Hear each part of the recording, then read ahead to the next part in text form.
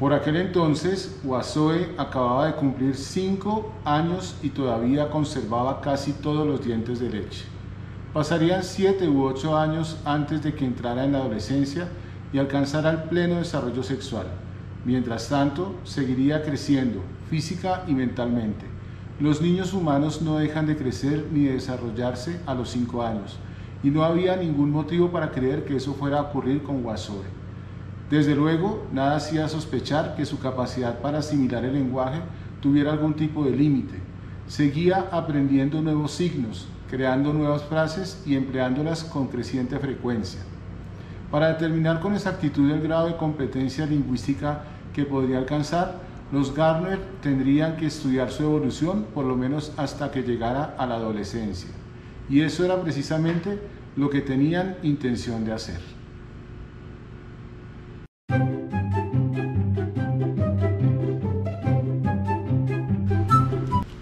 Hola a todos, ¿cómo están? Bienvenidos a Leer la Biología, el canal que hemos abierto para que entre todos hagamos debate, tertulia en torno a materiales de divulgación científica, libros, conferencias, artículos que nos permitan acercarnos de otras maneras a la comprensión de esta ciencia tan hermosa, tan maravillosa como lo es la biología, en particular la ciencia en general.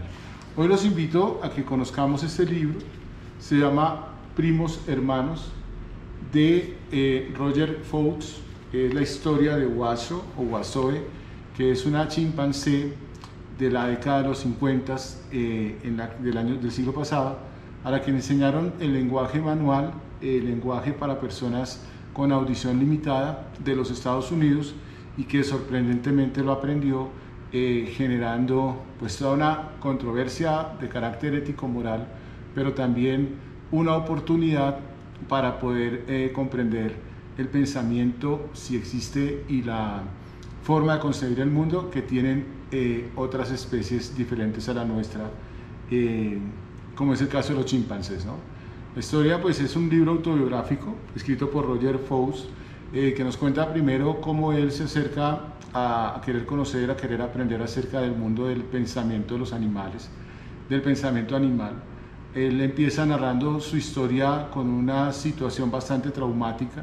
Es un hombre que nace en un contexto campesino, tienen varios hermanos, el papá, la mamá, y viven todos como en una finca, como en un rancho, y cultivan algunos vegetales de los cuales con los cuales sobreviven económicamente.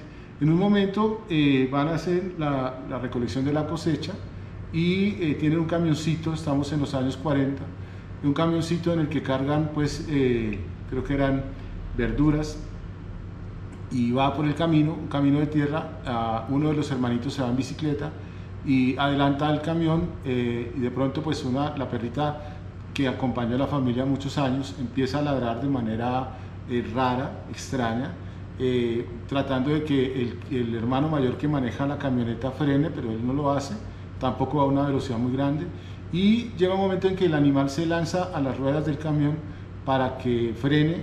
Obviamente la atropella y la mata, pero la familia se da cuenta que unos metros más adelante está el hermanito que iba en bicicleta, se ha caído, tenía algunas heridas y probablemente falta de conciencia, y si no hubiera sido por la acción de la perrita, probablemente la camioneta hubiera atropellado al niño. Eso ocurre en la infancia de Roger Fouts, y él lo marca para siempre, pensando en que por qué la perra hizo lo que hizo, si es posible que los animales no humanos tengan capacidad de reflexión, de decisión e incluso del sacrificio. Y desde muy niño él estuvo muy interesado en responder esa pregunta, en saber si el gato, si el perro, si el caballo expresa emociones, tiene decisiones o es capaz de tomar decisiones, y si tiene problemas abstractos que son, digamos, como los pilares o el pilar de lo que llamamos nosotros inteligencia o inteligencia humana. Empieza sus estudios de psicología y se gradúa, pero infortunadamente la universidad a la que él se gradúa no tiene mucho respaldo, no tiene mucho prestigio, y le cuesta mucho empezar un posgrado, a tal punto que decide renunciar un poco a esta carrera y trabajar como fontanero, como lo hacían sus hermanos, con lo que ganaban mucho dinero, y él ya estaba dispuesto como a renunciar a la idea de ser psicólogo y de resolver pues problemas del pensamiento y problemas de la cognición. Sin embargo, se encuentra con una oportunidad.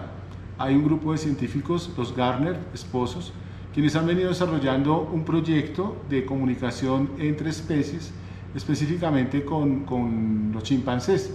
Y ellos tienen una chimpancé bebé que se llama Waso o Wasoe.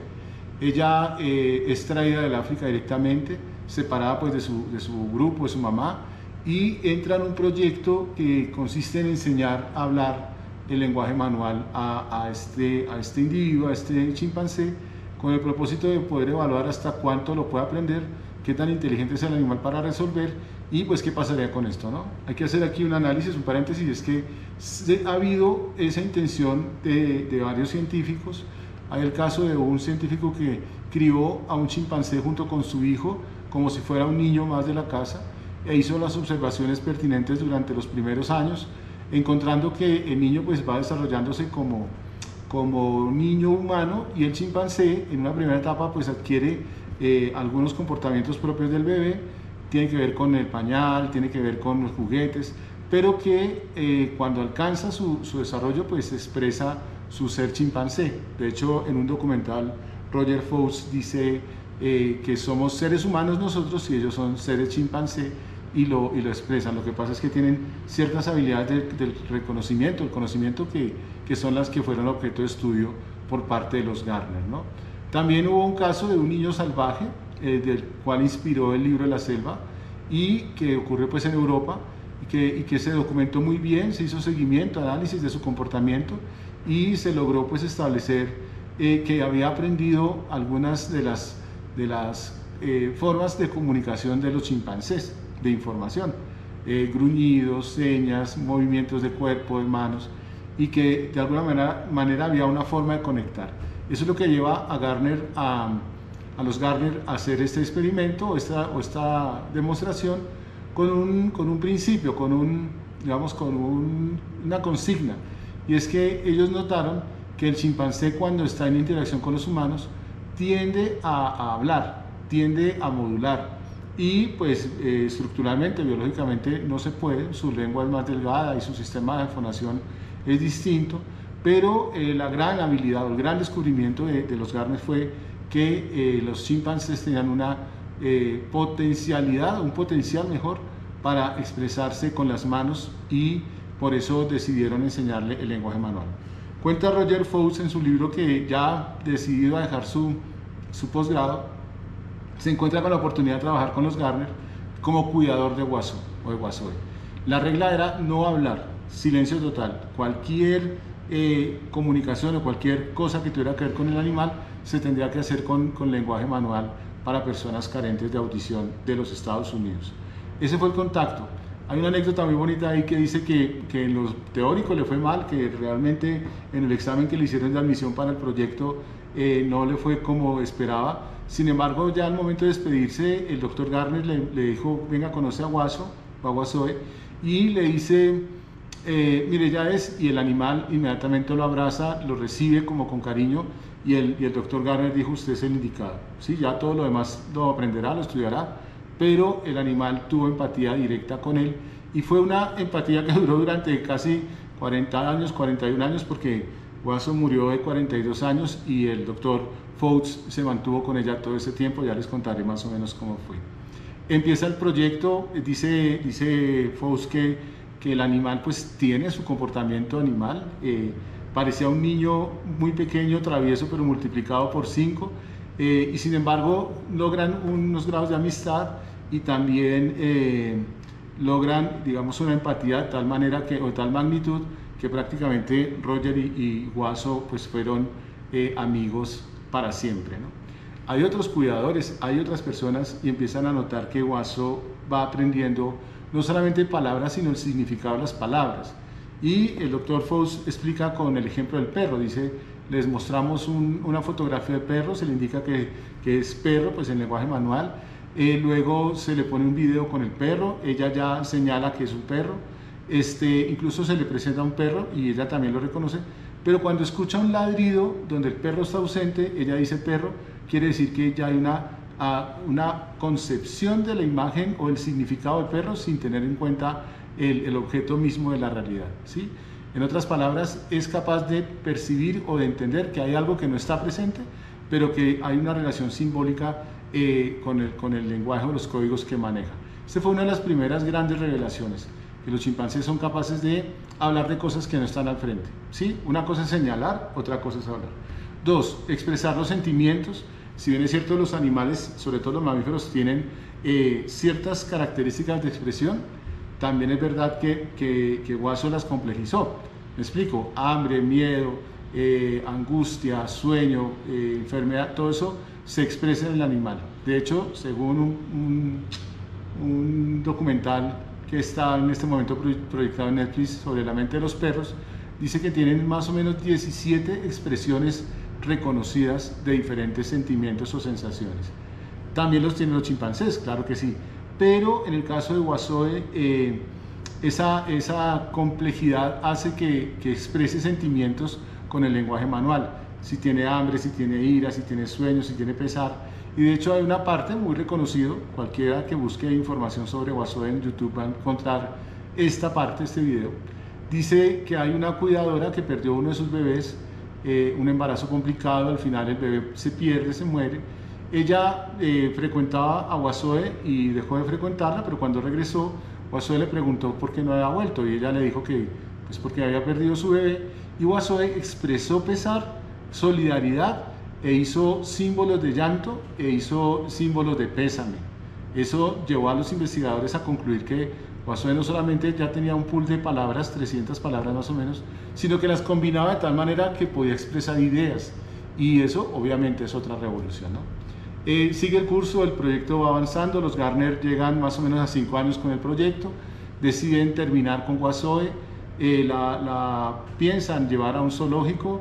El doctor Roger Fouts hace contactos con la Universidad de Oklahoma y generan o crean un espacio que es el Centro de Comunicación Chimpancé Humano, luego Primates Humanos, porque hay otros primates, ¿no? Como Coco, que también es famoso por haber desarrollado el lenguaje manual, e incluso Alex, un loro que manejaba ciertos códigos y uno podía establecer una conversación con él. El doctor Fouts y su esposa fundan esta organización y se llevan a Guaso para allá, a Oklahoma. Y en Oklahoma pues llegan otros chimpancés, y hay uno en particular que es asumido como hijo de ella, o sea, hijo adoptivo. Ella asume el rol de madre y empiezan con el proceso que habían desarrollado los Gardner con los otros chimpancés, pero con el hijo de Uazoe, que es Louisly, ella le enseña el lenguaje manual.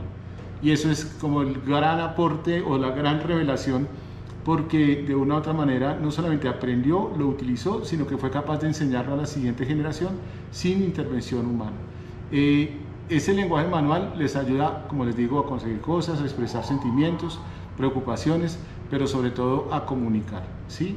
Queda abierta esa puerta, queda abierta esa posibilidad, y como dice la misma Jane Goodall, dice, si pudiéramos hablar con ellos, porque ellos se expresan, ellos tienen incluso comportamientos sociales, alguna suerte de civilización, algunas estructuras políticas, se ha dicho, de los chimpancés. De hecho, hay un documental que muestra guerra entre dos clanes con un homicidio o un chimpancidio involucrado allí.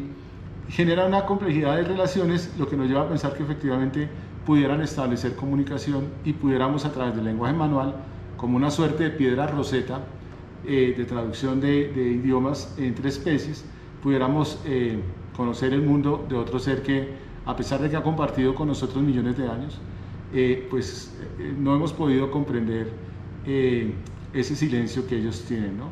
Lo mismo nuestros animales de compañía, los perros, los gatos. Sé que suena un poco a pseudociencia, ciencia ficción, pero los estudios están, las demostraciones están, los videos están, y la existencia de Guaso, como les digo, nos pone a pensar en la etología como una rama de la ciencia, de la biología, que busca responder cómo se comporta el animal y cómo se puede resolver temas de la conciencia, de la autoconciencia, del pensamiento, de los problemas, ¿no? Uno pensaría, ¿será que Uazoe piensa futuro, tiene problemas de orden abstracto, no prácticos. ¿Será que ella sabe de sí misma? De hecho, en el libro hay una parte donde le muestran un espejo, le preguntan quién es ella y ella dice, soy yo, soy Wasobe. Entonces sí hay un ejercicio de autoconciencia y de toma de decisiones, ¿no? Entonces, ¿cómo es que un elefante decide abandonar la manada para ir a morir? ¿Por qué se toma esa decisión y de dónde se toma? ¿Sí? Y por último, pues poner en crisis el tema de la posición del hombre en la naturaleza, del hombre humano, porque de una u otra manera eso que nosotros creíamos único o exclusivo de nosotros, a medida que avanzamos en nuestros estudios y observaciones, nos damos cuenta que no era tal, que probablemente otros también lo hacen y tenemos es que buscar el modo de comprenderlo y de llegar como a ese reconocimiento. Entonces, no dejen de pasar esta historia, se llama Primos Hermanos, libro de Roger Faust, que nos cuenta la historia de Wasobe y su hijo, y de ese trabajo constante, de esa disciplina y de ese apasionamiento por el desarrollo de su ciencia, de su carrera, ¿no? Yo quedo muy sorprendido, gratamente me encontré con este libro, en realidad hace muchos años lo tenía guardado, lo retomé y pues bueno, se los dejo para que se animen a leerlo y a comentarlo. No olviden, esto es Leer la Biología y nos vemos en un próximo capítulo. Chao y gracias por estar ahí.